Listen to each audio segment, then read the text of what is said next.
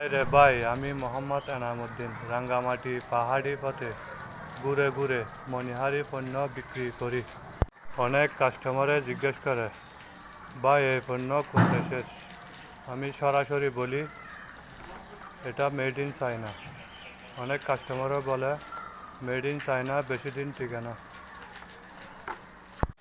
Made in China টিকবে না, ভালো না।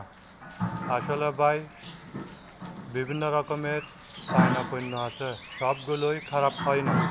দামের উপরে মান, এই কথাটা ঠিক।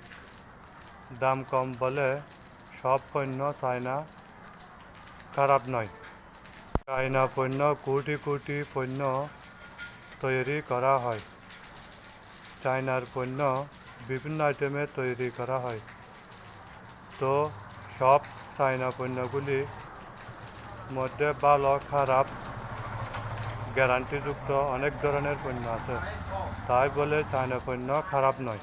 তাই আমি কাস্টমারদের জন্য নিজে পণ্য বেছে আনি, যা কাস্টমারদের কাজে লাগে এমন পণ্য বিক্রি করি।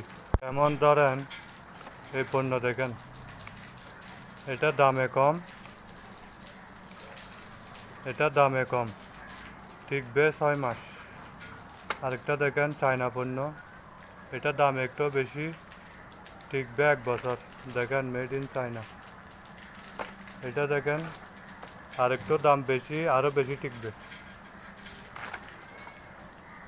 এটা দেখেন, এটাও দাম বেশি, আরও বেশি টিকবে।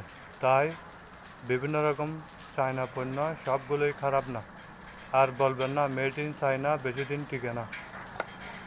আপনারা যদি কিছু কিনতে চান, নিশ্চিন্তভাবে পণ্য কিনতে পারেন। আপনাদের মনে যদি কোনো প্রশ্ন থাকে, কমেন্ট করে জানান।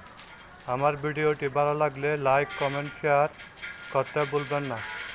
সাবস্ক্রাইব করে রাখুন, আমার চ্যানেলের সদস্য হয়ে যান। ধন্যবাদ সবাইকে।